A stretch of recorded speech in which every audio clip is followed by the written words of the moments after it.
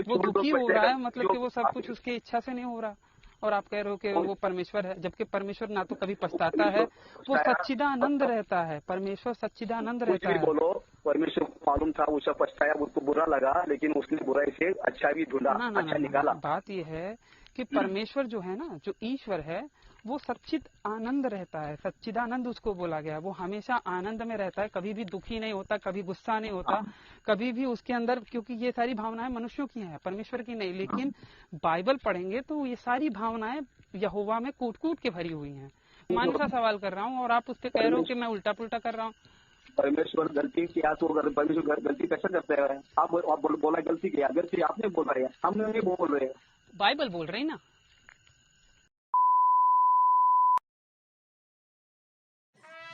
नमस्ते सभी को मित्रों, वैचारिक मंथन एक्स मसीही यूट्यूब चैनल पर मैं आपका साथी आशीष चौरसिया आप सभी का हार्दिक स्वागत एवं अभिनंदन करता हूं। मित्रों, मुंबई में अपने अनुयायियों के द्वारा पर्चियां बांटकर हिंदुओं का कन्वर्जन कराने वाले पास्टर जी के साथ हुई हमारी पिछली बातचीत तो आप लोगों ने सुनी ही होगी। अगर ना सुनी हो तो ऊपर दिख रहे आई बटन पर क्लिक करके आप हमारी पिछली बातचीत को अवश्य सुनिए। पिछली बातचीत को सुनने के बाद आपको पता चलेगा कि पास्टर जी से किस प्रकार से मेरी बातचीत हुई, और जब हमारी बातचीत आरंभ हुई तो आरंभ में पास्टर जी ओवर कॉन्फिडेंस से इतने भरे पड़े थे कि उन्हें लगा कि भैया कोई सामान्य सा हिंदू होगा जिसे वो अपनी पट्टी पढ़ा के चर्च में बुला लेंगे और वहां से कन्वर्जन का खेल, जैसे कि इनका चलता है, कन्वर्जन का खेल चलेगा। लेकिन जब मैंने इनसे प्रश्न करना शुरू किया और इन्होंने उन प्रश्नों का उत्तर देना शुरू किया तो ये अपने उत्तरों में ही फंसते चले गए। ये जो तर्क दे रहे थे, जो उत्तर, जो जवाब दे रहे थे, उन सभी से ये यहोवा की और बाइबल की गलतियां ही सिद्ध कर रहे थे। इसके बाद अंत में पास्टर जी ने खुद कह दिया कि भैया पर्ची फाड़ के फेंक दो, और जैसा कि ईसाइयों का फेवरेट जुमला रहता है अंत में कि भैया हम तो विश्वास करते हैं। जबकि पिछली बातचीत में पास्टर जी ने स्वयं ये बात मानी थी कि विश्वास से ज्यादा ज्ञान का होना आवश्यक है, ज्ञान के बल पे ही हम ये जानते हैं कि भैया विश्वास किस पे करना है। लेकिन पास्टर जी अपनी पिछले जितने भी कथन कहे थे पिछली बातचीत में, उन सभी से सीधा यू टर्न ले लिए और बस इसी बात को कह रहे हैं कि भैया हम तो विश्वास करते हैं। तो वाशी महाराष्ट्र के पास्टर जी के साथ हुई हमारी अंतिम और निर्णायक बातचीत आज मैं आप लोगों के समक्ष रख रहा हूं। आप सब भी सुनिए एवं निर्णय लीजिए।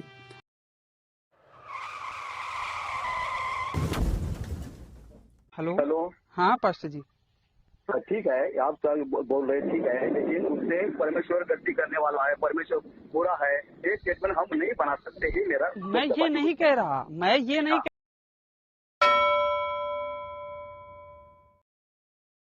बहस करने की फायदा क्या है उसमें? आपको नहीं अच्छा लगता तो छोड़ दो। बहस तो नहीं पास्टर जी, देखिए यीशु के चेले भी यीशु से बहस करते थे, प्रश्न उत्तर करते थे, सवाल जवाब करते थे। बराबर है ना? बराबर है, बराबर है ना, करते थे ना, वो उसको पता, यीशु बताता था। और आपने जैसे कहा कि परमेश्वर वो यीशु मर गए, फिर उसके बाद मतलब मृत्यु को प्राप्त हुए, बलिदान हो गए, फिर उसके बाद फिर जिंदा हो गए।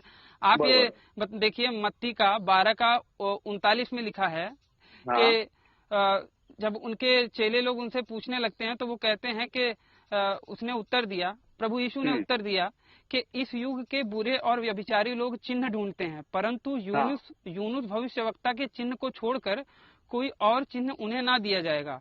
और उसके बाद मत्ती 12:40 में अगले वचन में बोल रहे हैं कि यूनुस 3 दिन 3 रात तक जल जंतु के पेट में रहा, वैसे ही मनुष्य का पुत्र 3 रात और 3 दिन तक पृथ्वी के भीतर रहेगा। तो इसमें यूनुस जो था वो जल जंतु के पेट में था, वो जीवित था। वो योना वो जल जंतु के पेट में जीवित था, और परमेश्वर यीशु कह रहे हैं कि उसी तरीके से मैं भी पृथ्वी के गर्भ में रहूंगा। तो मतलब वो भी जीवित थे, मरे नहीं थे। वो जिंदा था, लेकिन यीशु उसका एग्जाम्पल एक है कि वो जैसा पेट में था 3 दिन, वैसा मैं भूमि में 3 दिन था।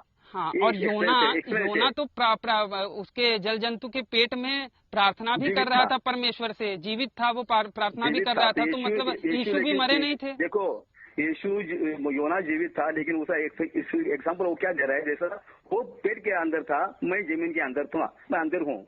हाँ, लेकिन ये कहा है, नहीं ये कहा, आप देखिए ना वहाँ पे शब्द पवित्र वचन ये कह रहा है, भूमि के पेट में था, भूमि के पेट में था, पवित्र वचन ये कह रहा है पास्टर जी कि उसी तरह जिस तरह वह जल जंतु के पेट में रहा, जिस तरह से मतलब जीवित, जिस तरीके से वो जल जंतु के पेट में रहा, वैसे ही आप देख लीजिए मत्ती 12:40 देख लीजिए। पेट में था तब ऐसा जीवित था, लेकिन मैं जीवित हूँ ऐसा यीशु नहीं बोला, मैं मर गया तो भी मैं मैथ्यू चैप्टर नंबर 12 और वर्स नंबर 14 में देख लीजिए, 40 में देख लीजिए आप।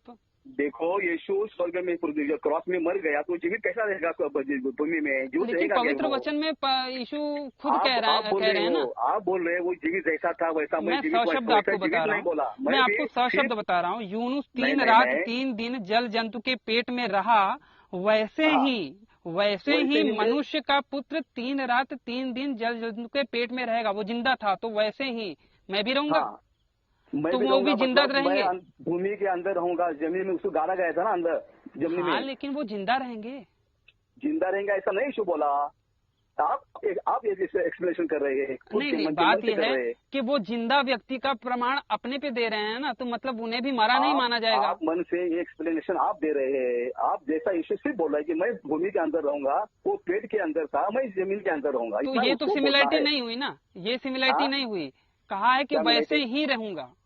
अगर मैं कहूँ भूमि के अंदर अगर मैं कहूँ कि जिस तरीके से जमीन के अंदर रहूंगा, जिस तरीके से बात ये है पास्टर जी, जिस तरीके से आप अपने घर पे बैठे हुए हो, मैं कहूँ कि ठीक उसी तरीके से मैं भी आराम से अपने गाड़ी में बैठा हुआ हूँ, ठीक है। और अगर मैं मतलब जैसे आप घर में बैठे हो आराम से, तो मैं कहूँगा कि ठीक उसी तरीके से मैं भी अपने घर में आराम से बैठूंगा। ये आपका तो सुनिए मन से ये एक्सप्लेनेशन बना रहे, ऐसा नहीं है। मैं बताऊँ, मैं एक्सप्लेनेशन चीजों को समझाने के लिए दिया जाता है। डॉक्टरेट मैंने लिया है, बाइबल का मैंने 3 बरस स्टडी किया है, बाइबल कॉलेज में जाके हर एक बाइबल का वचन भी पढ़ा है, तो इसका मतलब ऐसा नहीं निकालना है। आप मर्जी से कुछ भी बात निकालिए। मुझे बताइए किस तरीके से मतलब निकलेगा उसका? ऐसा मतलब नहीं ना, आप बताइए कैसा मतलब रहेगा। यीशु ने उसको इससे क्या बताना था, मैं भूमि के अंदर था, वो पेट के अंदर था मछली के, कितना उसको बताना है। मैं ये नहीं कहा है वहाँ पे कहा उसी तरह क्यों बोला? क्योंकि वो जिंदा अंदर गया, मृत्यु मर के अंदर नहीं गया। ध्यान मेरे को, जो योना था ना वो जिंदा उसने पेट में लिया, जिंदा, मरा हुआ नहीं था पहले। देखो मरा हुआ नहीं था। देखिए मैं एक बार दोबारा कहता हूँ, ये समझे, वो जिंदा था। मत्ती 12:40 में बोला गया है कि यूनुस 3 रात 3 दिन जल जंतु के पेट में रहा, वैसे ही मनुष्य का पुत्र भी 3 दिन 3 रात तक पृथ्वी के भीतर रहेगा। मुझे बोलो, वो जब मछली के पेट में गया, मरा हुआ गया का जिंदा गया? पहले बोलो। जिंदा गया था, मरने का कहीं पे भी नहीं बोला गया। बस क्लियर हो गया। यीशु मसीह भी वो जमीन में गया, वो जिंदा गया का मरा हुआ गया? वो तो जिंदा ही थे, तब जिंदा ही रहे होंगे। क्रॉस में मर गया ना, वो जिंदा कैसे जाएंगे? तब ये बाइबल का ये वचन झूठा हो गया। नहीं, यीशु के मुख से जो ये वचन निकला है मत्ती 12:40 वो झूठा हो गया। यीशु क्रॉस पे मर गया, पूरा मर गया, इसलिए उसको गाड़ा गया। जिंदा आदमी को गाड़ा जाता है क्या जमीन में? यीशु जब ये वचन ये भविष्यवाणी कर रहे थे तब उन्हें पता नहीं था कि ये बात गलत हो जाएगी। जिंदा आदमी को जमीन में गाड़ा जाता है क्या? ये बोलो मुझे। बिल्कुल, तो आप ये कहिए ना कि मतलब कि तब ये यीशु को ये बात नहीं पता थी कि जो मैं कह रहा हूँ कि वैसे ही मैं भी भीतर रहूंगा, तो मतलब वो गलत बोले थे। मतलब जिंदा नहीं, वो अंदर पेट में था, मैं जमीन के पेट में हूँ, इतना कैसे बताना था। कैसे रहेंगे? जिंदा गलत है ना, वो मर गया ना क्रॉस के ऊपर, जिंदा कैसा गया बोलो? नहीं, अगर ये कैसे होता पास्टर जी, आप थोड़ा सा सुनिएगा, मैं आपको बता रहा हूँ, कैसा बोल रहे हैं, मैं आपको समझा रहा हूँ। बोल रहे हैं आप। यीशु की बात को ऐसे माना जाता अगर वो कहते कि जिस प्रकार से योना 3 दिन 3 रात तक जल जंतु के पेट में रहा, वैसे ही मैं मरने के बाद 3 दिन और 3 रात तक जल जंतु के पृथ्वी के सुनिए, पूरी बात सुनिएगा। उसी तरीके से मैं पृथ्वी के गर्भ में रहूंगा मरने के बाद, लेकिन मरने के बाद शब्द वहाँ पे लिया ही नहीं है, बोला है कि उसी तरह से मैं भी पृथ्वी के गर्भ में रहूंगा। बस तो मतलब इसका मतलब ये है कि वो जिंदा रहेंगे। उसका अर्थ आप जिंदा रहेगी आप बोला है। हमारा बाइबल का स्टडी हो गया है, 3 वर्ष डिग्री लिया हमने बाइबल का, वो सब स्टडी किया है। उसका मतलब ऐसा नहीं निकलना वो जिंदा रहेगा। किस तरीके से मर गया है, मरा हुआ आदमी जिंदा कैसा रहेगा? मरा हुआ क्रॉस में मर गया, उसका गुड फ्राइडे का मतलब क्या? यीशु मर गया तो आपको आप उसको जिंदा कैसा बोल रहे? जिंदा रहा था, जिंदा था, जिंदा था। अगर यीशु ने ये कहा होता कि मैं भी ये आपका गलत अंडरस्टैंडिंग है, गलत एक्सप्लेनेशन है। बात ये है पास्टर जी बात ये है कि यीशु ने ये कहा है। आपको समझो, अगर नहीं समझो आप बोलने से मैं आपको एग्री नहीं करेगा। ये गलत बोल रहे हैं आप, ये गलत है। आप समझा भी नहीं पा रहे हैं ना, जबकि मैंने आपको दोनों तरीके से समझाया। मर गया है वो मरा हुआ। यीशु ने तो ये नहीं कहा ना, यीशु ने तो ये कहा कि उसी तरीके से मैं भी उसके पृथ्वी के गर्भ में रहूंगा। आपने आपसे किधर निकाला मैं जिंदा रहूंगा? किधर देखो बाइबल में उधर आप बता दीजिए कहाँ पे मरा हुआ बताया गया है? इसी तरह का शब्द का आप सब जिंदा बोल रहे हैं, किधर लिखा है जिंदा बोले? उसी तरह से क्या समझा जाएगा? उसी तरह से क्या भी समझेगा ना, आपकी मर्जी, आप क्या समझेगा उसका मतलब? आप बताइए उसी तरह से हम क्या मतलब निकालेंगे? आप बताइए। आप कुछ भी निकालेगा मतलब इसका मतलब आपने तो स्टडी करी है, आपने तो स्टडी की है, आप बताइए कि उसी तरह से आपका उसका क्या मतलब निकाल रहे? उसी तरह मतलब हमने जो स्टडी किया उससे इशू क्या बोलता है? वो मछली के पेट में चिन्ह था, लोगों को नहीं दिख रहा था, अंदर था पेट में, वो जिंदा था ना। मैं जमीन के अंदर रहूंगा लेकिन मैं बाहर आऊंगा, जैसा वो मछली के बाहर आ गया। बाहर आने की नहीं, वो जिंदा था ना।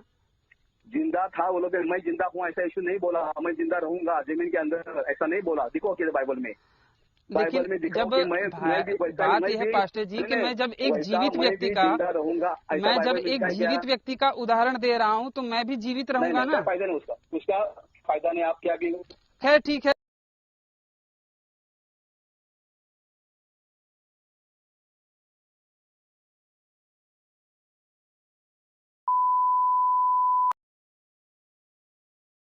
मित्रों, अगर आप यह वीडियो देखते हुए यहाँ तक पहुँच ही गए हैं और अगर आप हिलाले लुलिया या फिर रसगुल्ला वाले नहीं हैं तो आपसे कहना चाहूँगा कि भैया इस वीडियो को देखते हुए लगे हाथ नीचे जो सब्सक्राइब वाला बटन है ना, उस पर भी थोड़ा सा होली स्पिरिट की बौछार कर दीजिए, क्योंकि ऐसा करने से आपको शैतान नहीं भटका जाएगा या फिर आपकी आत्मा अपवित्र नहीं हो जाएगी और ना ही कयामत आ जाएगी।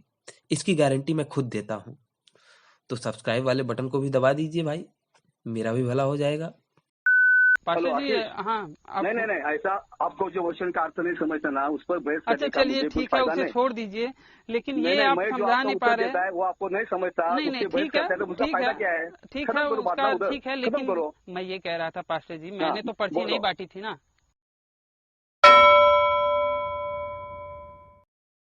पास्टर जी आपको समझना चाहिए कि सभी हिंदुओं को ये पैम्फलेट बांटने से स्टेशन पे कुछ नहीं निकलने वाला। नहीं निकलने दो, हमको कुछ नहीं। तो आप ये बांटना बंद कर दीजिए ना। जब आप उत्तर नहीं दे सकते तो ये पैम्फलेट बांटना बंद कर दीजिए। नहीं, जब आप जो पैम्फलेट बांट रहे हैं, जब उस पर उत्तर नहीं दे सकते तो आप हिंदुओं को पैम्फलेट बांटना बंद कर दीजिए। नहीं ये आपको होगा, लेकिन मैं जो बोलता है हिस्ट्री जो अच्छा सत्य है वो सच में बता रहा हूँ। यीशु आ गया, मैं इसके बारे में बता रहा हूँ।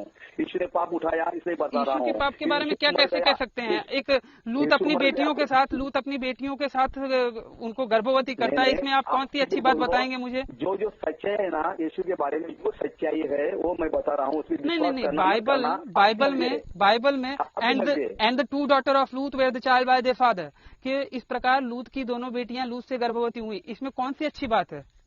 हाँ, इब्राहिम अपनी बहन सारा से शादी करता है, इसमें कौन सी अच्छी बात है? आदम और हव्वा के बच्चे जिनमें भाई बहन का पवित्र रिश्ता था वो आपस में सेक्स कर रहे हैं और उसके बाद सृष्टि आगे बढ़ रही है, इसमें ये कौन सी पवित्रता है? नहीं मैं जो आपके पेपर दिया ना उसमें ऐसा कुछ लिखा है क्या? ये बोलो मुझे, आप जब मैंने पर्ची दिया वो पर्ची में जो अच्छा है वो बस मैंने बताया है, बाकी कुछ लिखा है क्या उधर? मैंने कुछ वो बाइबल के मतलब ये मानते हैं कि बाइबल को नहीं मानना चाहिए? ये बाकी छोड़ दो। मैंने नहीं, वो जो आपने पर्ची दी थी, वो बाइबल से अलग थी क्या? आपने प्रश्न क्या किया? वो पर्ची जो आपने दी थी वो बाइबल से अलग थी क्या? वो बाइबल का समर्थन वो पर्ची नहीं करती? आदमी है तो गलती करने वाले, परमेश्वर नहीं। वो लूट क्या आदमी, परमेश्वर है क्या? वो लूट जो जगह है वो आदमी लोग है, उन्होंने गलती की है। नहीं देखिए बाइबल में अगर आप जेनेसिस भी पढ़ेंगे ना, बाइबल के जेनेसिस से पता चलता है, कि परमेश्वर की प्लानिंग शुरुआत से ही गड़बड़, यहोवा की प्लानिंग शुरुआत से ही गड़बड़ होती चली आ रही है बाइबल में। उसने लूसीफर को बनाया, वो फिर शैतान निकल बन गया। आदम और हव्वा को बनाया, पहले तो आदम को बनाया, फिर उसके बाद उनको लगा कि नहीं भैया अब औरत को भी बनाना चाहिए, तब जाके उसके बाएं पसली से बनाया। सब करके भी उसे बुराई से परमेश्वर ने अच्छा निकाला है, अच्छा निकाला है। पर उसे बोलते हैं परमेश्वर, बुराई से अच्छा करने वाला परमेश्वर होता है। पापों का पलटा कौन लेगा? पापों का पलटा कौन लेगा? बुराई है, एक सब बुराई से परमेश्वर ने अच्छा निकाला है। नतीजा किस तरीके से? अधिकतर बाइबल की बुराइयों की वजह से ही विदेशों में देखेंगे तो भाई बहन माँ बाप, सुनिए, विदेशों में भाई बहन माँ बेटे का जो कुकर्म वहाँ पे विदेशों में चलता है, हमारे भारत में तो ऐसा नहीं चलता था। बाइबल के विदेशों में तो बाइबल को मानने वाले थे, वहाँ पे ऐसा क्यों चलने लगा? हाँ, तो बाइबल तो बताते ऐसा करो, जहाँ पे औरतों का नहीं, ये सब मनुष्य की गलती है। बाइबल में लिखा है क्या? बहन के साथ शादी करो, बहन के साथ सो, ऐसे लिखा है कि बाइबल में? किधर? आप बताइए, बाइबल में लूत को कहीं पे दंड दिया गया क्या? कि अपने बाइबल ने परमेश्वर बताया था कि ऐसा करो, उसको बताया था कि वो खुद की गलती है, उसका मूर्ख बनाया ना। नहीं, आप बताइए ना, बाइबल में लूत जो थे वो परमेश्वर के इतने प्यारे थे कि परमेश्वर ने उन्हें बचाने के लिए अपने देवदूत भेजे, और उनका ऐसा प्यारा बंदा अपनी बेटियों के साथ सेक्स करके उन्हें गर्भवती कर रहा है। इसमें आप बहुत ही अच्छी बात मानेंगे? वो गलती है, उसकी गलती है वो। हम अच्छा, कहाँ पे ये बोला गया? कहाँ पे ये बोला गया?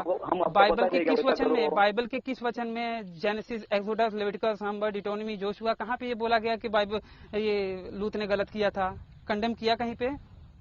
हाँ, गलती है, सब गलती है। आप बताइए, आपने तो स्टडी किया है ना, आप बताइए कि लूत को एक जगह पे बोला गया हो कि लूत ने अपनी बेटियों के साथ जो गर्भवती करके बच्चे पैदा किया, ये बहुत गलत किया। इसलिए परमेश्वर ने उसको पनिशमेंट किया, वो सदोम गमोरा को परमेश्वर ने कहाँ पनिशमेंट दिया? मालूम है, वो लिखेगा आगे। आप मुझे बाइबल का वो वचन, आप मुझे बाइबल का वो वचन बता सकते हैं कि हाँ लूत ने जो किया था उसके कारण उसे ये सजा मिली? दाऊद ने सुनिए, परमेश्वर का जो सबसे प्यारा बंदा था दाऊद, उसने अपने वफादार सेवक उरिय्याह को मरवा के उसकी पत्नी के साथ व्यभिचार किया। उसकी सजा कहाँ पे मिली? उसको सजा मिली, उसका बेटा मर गया, उसको बेटा मर गया। सुनिए, बेटे को सजा मिली ना, दाऊद को कहाँ सजा मिली? दाऊद को सजा देनी चाहिए थी ना, बेटे को क्यों सजा दे दी? बेटा तो निर्दोष था ना। बात यह है कि पाप किया उसने और सजा दे दिया उसके बेटे को, ये भी तो परमेश्वर का अन्याय ही हुआ ना।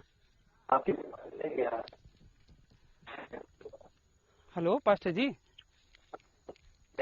हाँ बताइए। तो 50 भजन संहिता 51 पढ़ो, 51 बाइबल भजन संहिता ना, उसने पाप गलती किया, प्रभु मैंने पाप किया, उसको मार डाला, मैं खून किया, मैं व्यभिचार किया, सब उसने गिरगिरा के प्रभु को क्षमा मांगा। उसके बच्चे को सजा दी ना, उसको कहाँ सजा दी? क्योंकि बच्चे को सजा क्यों दी? क्योंकि वो व्यभिचार से पैदा हुआ था ना। जो बच्चे को सजा दी ना, उसको तो सजा नहीं दी। पाप की सजा किसको मिलनी चाहिए? पाप की सजा किसको मिलनी चाहिए? पाप की सजा किसको मिलनी चाहिए? कौन पढ़ो भजन से, कौन पढ़ो, उसमें सब पाप नहीं, अब मैं आपको बताता हूँ। ये क्या नाम से, इसमें देखेंगे यहेजकेल में बोला गया है कि जो पाप करेगा उसे ही सजा मिलेगी पाप की। हाँ बराबर है। हाँ, तो फिर नहीं, तो फिर सुनिए, तो दाऊद के पाप की सजा उसके बच्चे को क्यों मिल गई? आपकी बात करो। हेलो।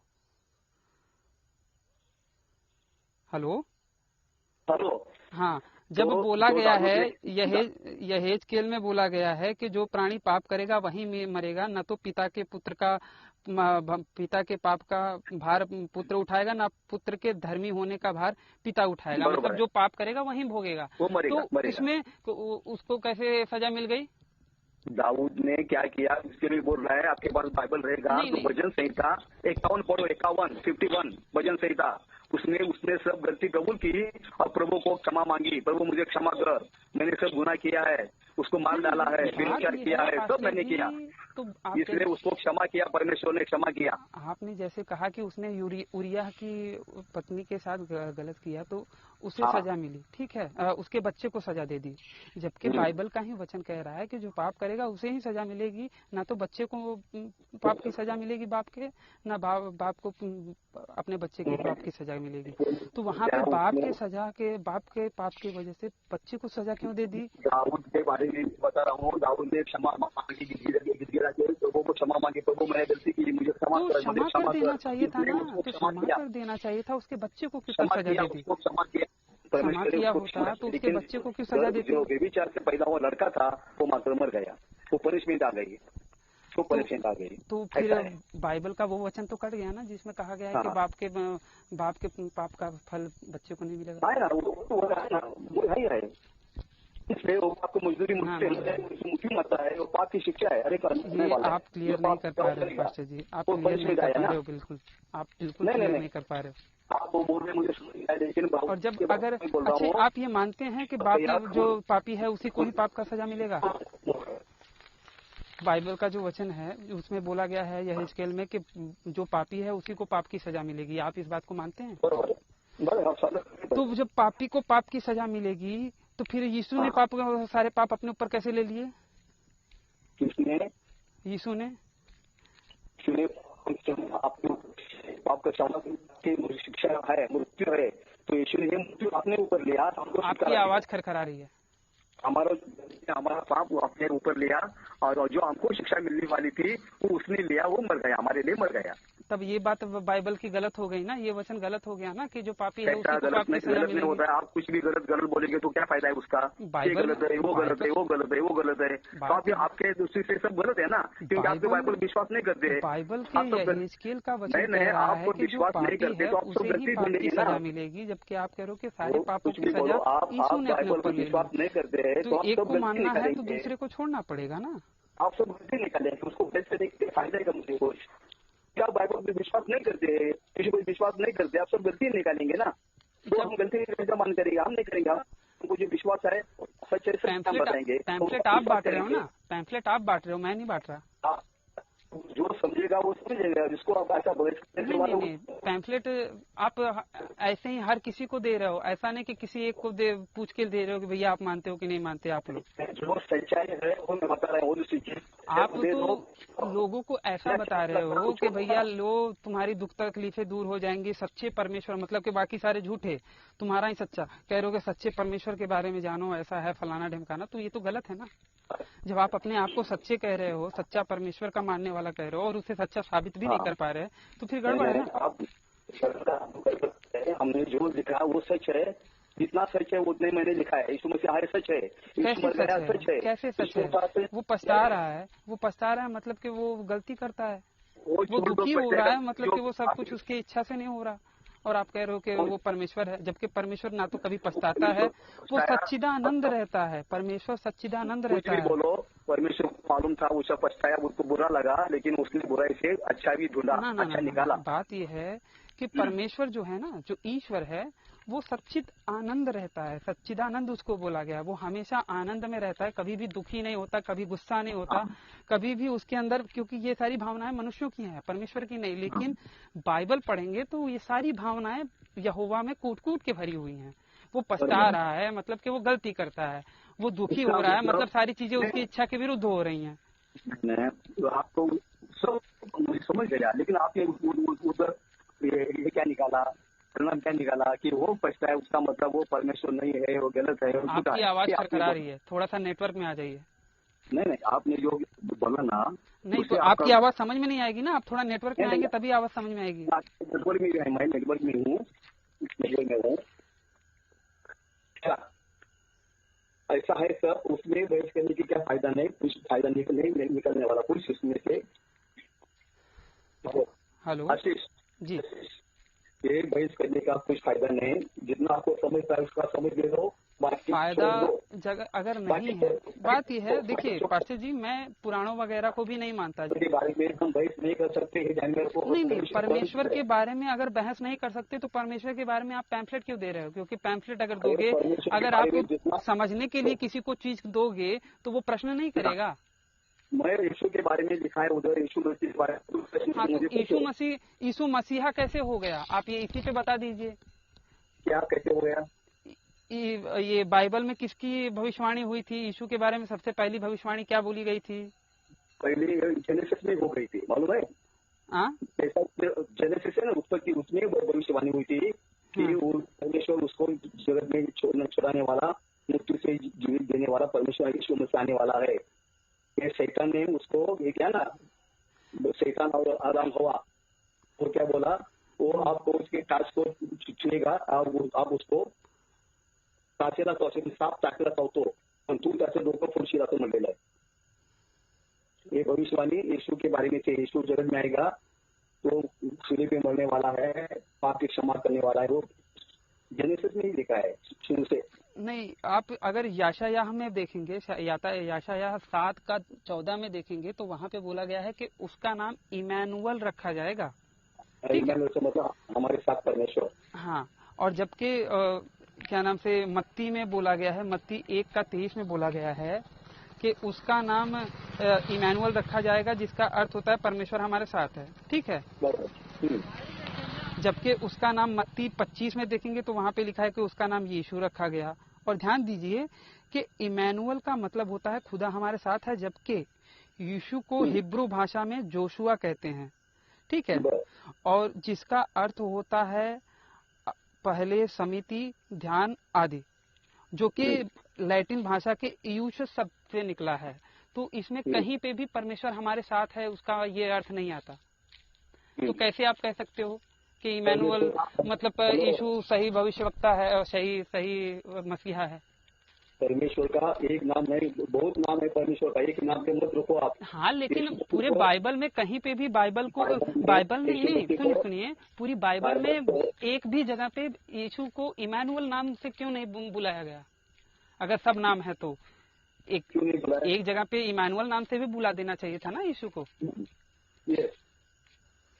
तो नया नियम में परमेश्वर यीशु से हमारा इमैनुअल है। क्या है? नए नियम में यीशु को ही इमैनुअल कहा गया है, वही हमारे साथ है। तो परमेश्वर होकर मनुष्य के कहाँ पे इमैनुअल में कौन से वचन में कहाँ पे बोला गया है कि यीशु की जगह पे इमैनुअल बोला गया है? यीशु को हर जगह पे यीशु ही बोला गया है, इमैनुअल कहीं पे नहीं बोला गया है। केवल इमैनुअल वहाँ पे मत्ती में और इसमें नाम आया है कि भैया उसका नाम इमैनुअल रखा जाएगा, लेकिन उसका नाम रखा गया यीशु, जोशुआ नासरी।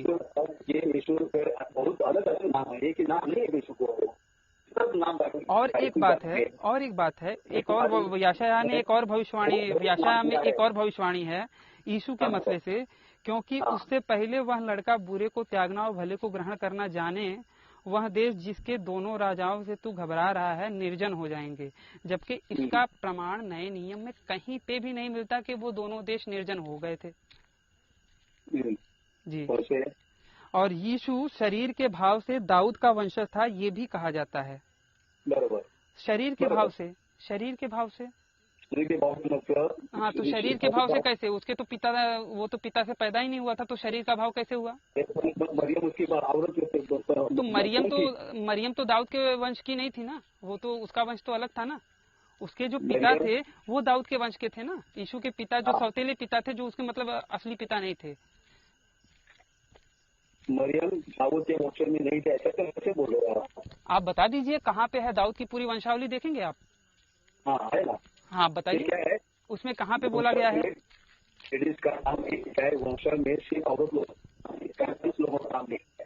आपकी आवाज खरखरा रही है। का नाम नहीं आता है, तो आपकी आवाज खरखरा रही है सर जी। जेंट्स का नाम आता है, औरतों का नाम नहीं लिखा है।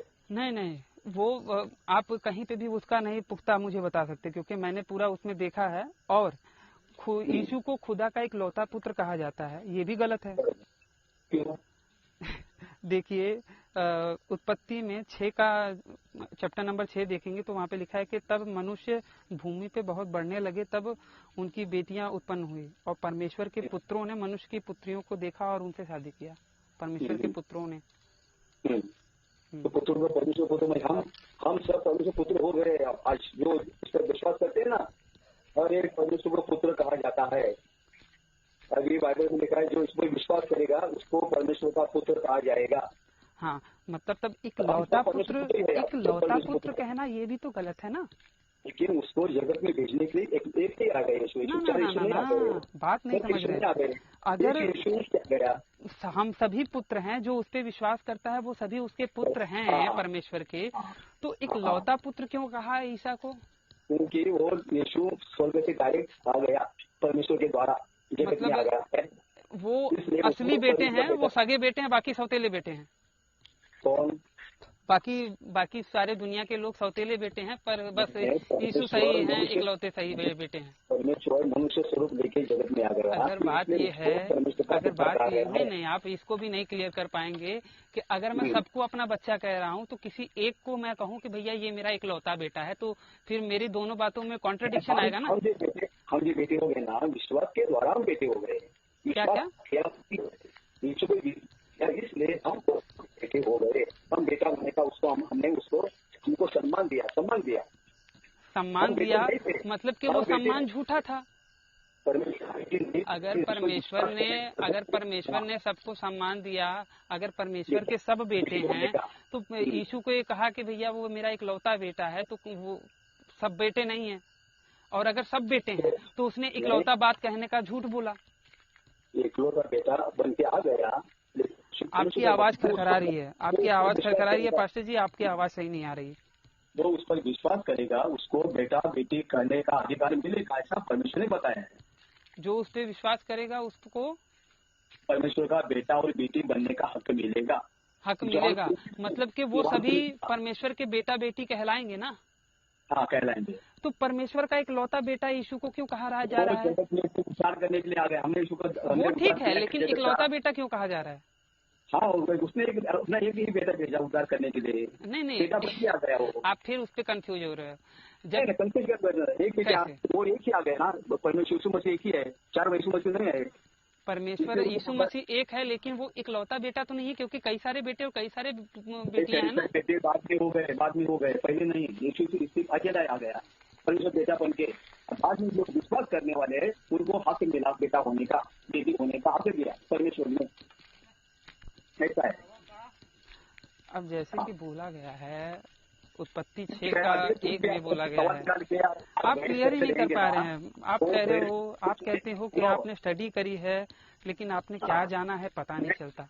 आप कुछ भी अलग गड़बड़ करें तो उसका फायदा नहीं। क्या फायदा है? बात यह है पास्टर जी कि अगर आपको जानकारी नहीं है, आप उल्टा प्रश्न पूछेंगे तो क्या फायदा? उल्टा सीधा क्या है? उल्टा सीधा मैंने क्या बोला आप बताइए।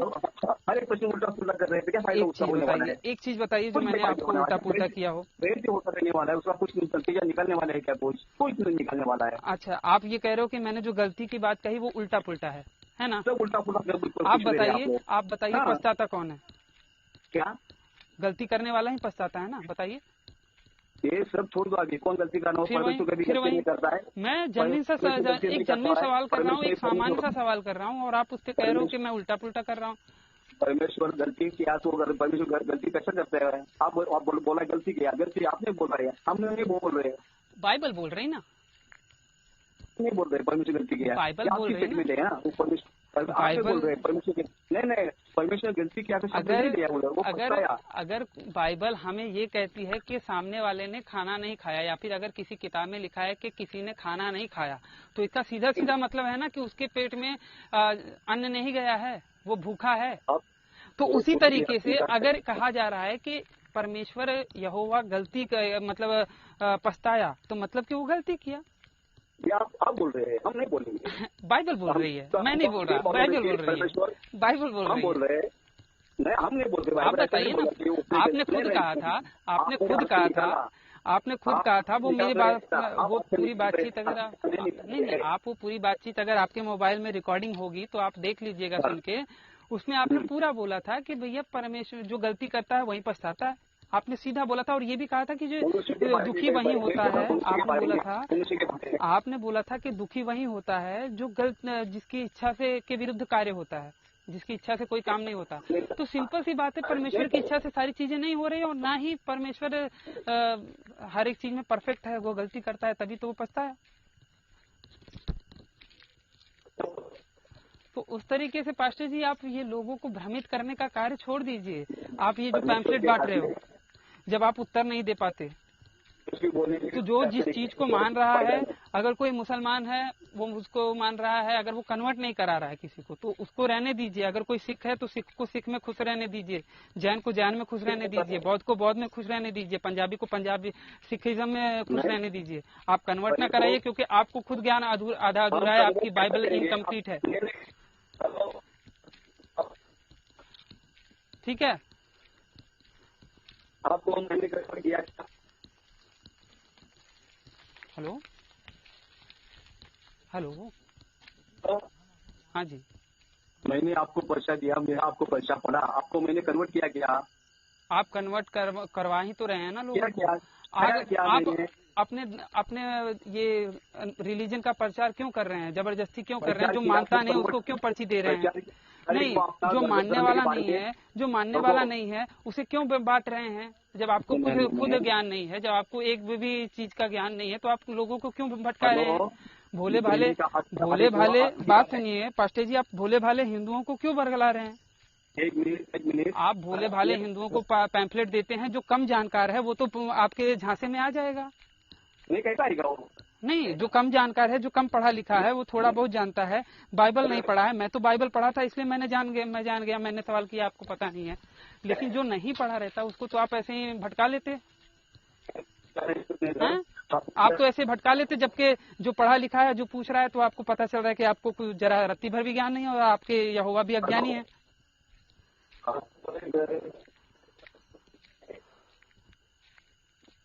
यहोवा को तो ज्ञान से ही नफरत है, उन्होंने तो ज्ञान देना ही नहीं चाहा, उन्होंने तो ज्ञान वो किया था और ऐसा काम दे दिया जो बिना ज्ञान के पूरा नहीं हो सकता।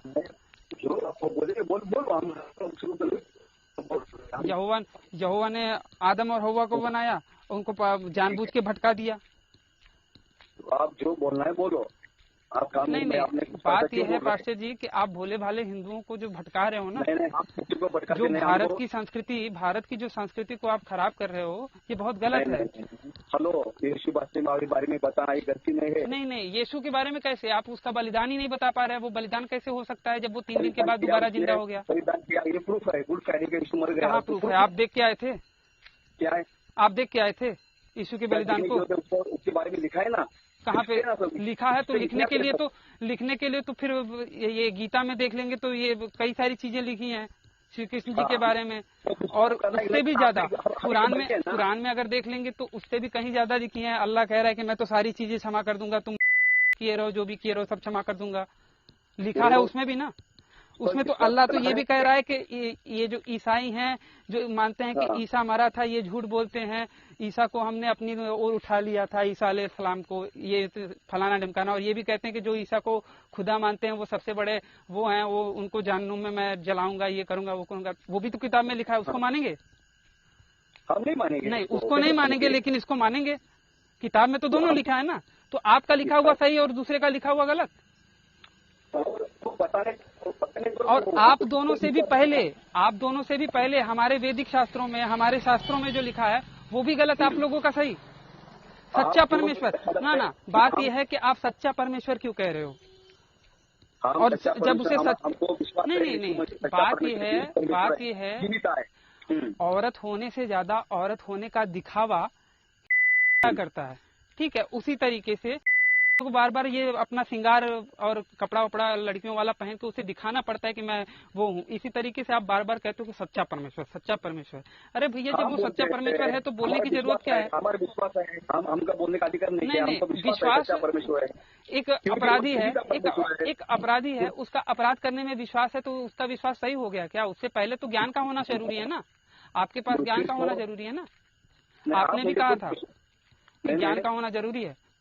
आप मेरे बोलते हैं विश्वास सच्चा परमेश्वर, आप क्यों बोलते हैं? नहीं बोलना, ऐसा नहीं बोलना। आप बोल सकते क्या मुझे? ऐसा मेरा विश्वास है वो सच्चा परमेश्वर में बोल रहा है। विश्वास कैसे हो सकता है? किसी का अजमल आमिर कसाब पे विश्वास है तो क्या वो विश्वास उसका सही हो गया? और अगर उसका विश्वास है, इसका विश्वास है तो नो डाउट कोई प्रॉब्लम नहीं। लेकिन वो अगर दूसरों को भी जो कम जानकार हैं उनको बता के अपने मान्यता में ला रहा है, गलत मान्यता में ला रहा है, तब तो बोलना पड़ेगा ना।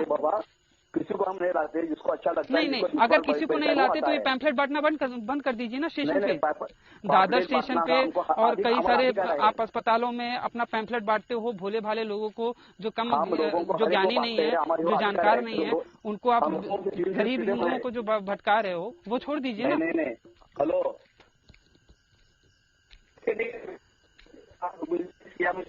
चाहिए ना, बुरा नहीं लगा, ठीक है, आपको नहीं अच्छा लगा, मेरी बात कि आपकी बात खत्म हो गया, तो मेरा प्यार आधा घंटा। नहीं, बात यह है पास्टर जी कि आप लोगों को ये ना कह के ये मत कहिए कि भैया सच्चा परमेश्वर को जानो, सारे दुख दूर हो जाएंगे, ये वो फलाना ढमकाना, ठीक है। आप लोगों को ये मत भटकाइए, गरीब हिंदुओं को, दलित हिंदुओं को आप लोग भटका रहे हो। महाराष्ट्र में क्या हाल कर दिया है आप लोगों ने। वहाँ के जो वीर मराठा थे, जो मराठी थे, वहाँ के मूल निवासी, उनकी संस्कृति और सभ्यता का नाश कर रहे हो आप लोग ईसाइयत को ला के।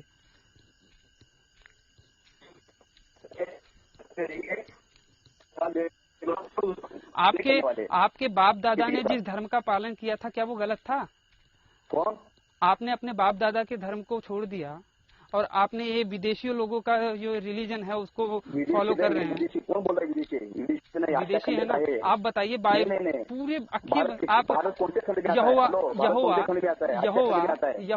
यहोवा क्या कहता है कि मैं यहोवा इजराइल का यहोवा हूँ, मैं दाऊद का यहोवा हूँ।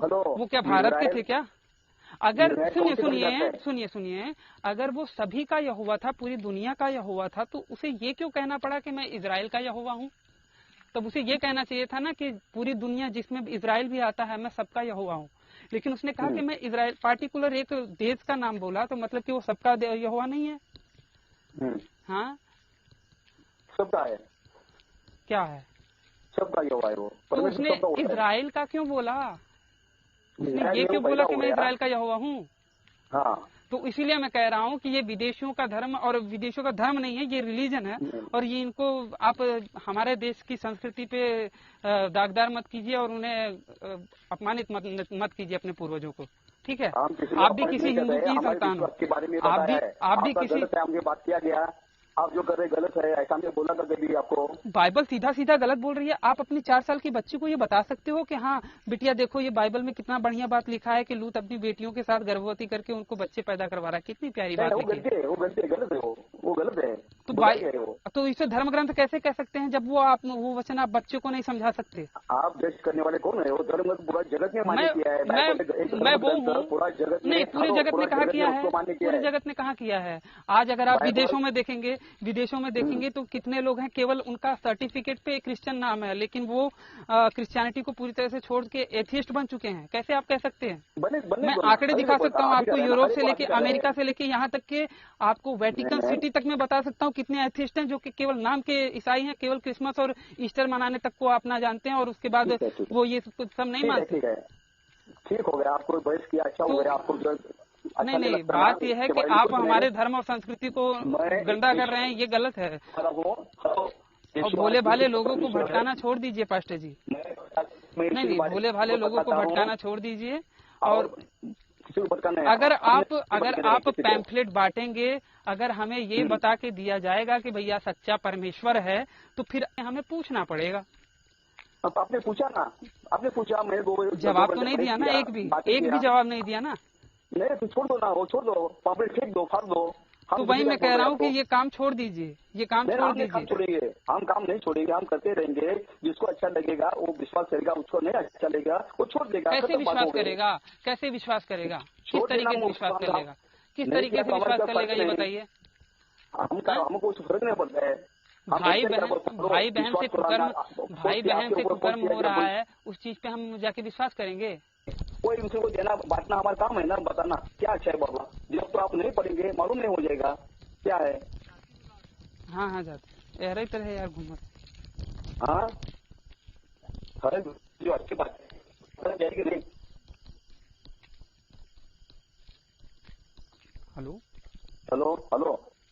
तो बस मैं यही कह रहा था भाई कि अपना ये कार्य छोड़ दीजिए और लोगों को, हिंदुओं को भ्रमित ना कीजिए, ठीक है। नमस्ते जी, जय श्री राम, जय माँ भारती।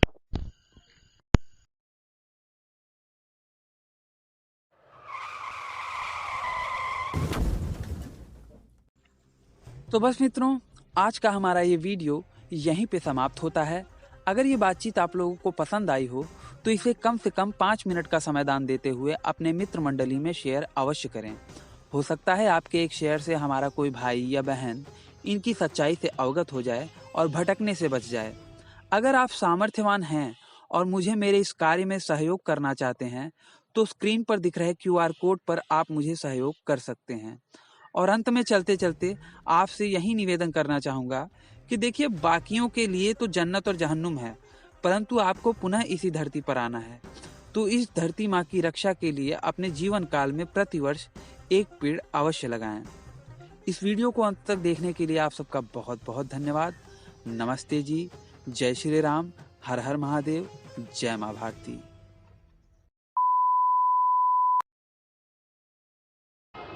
आपने पढ़ा है? बिल्कुल पढ़ा है। अच्छा, बोलो क्या हुआ? बाइबल लूका चैप्टर नंबर 19 रूल नंबर 27 वहाँ पे यीशु कहता है, but as for those my enemies who are not have me reign I will bring them here and slave them before me. इसका मतलब होता है कि मेरे उन बैरियों को मेरे सामने लाके कत्ल करो जो मुझे अपना राजा नहीं मानते। ये कह रहा है यीशु।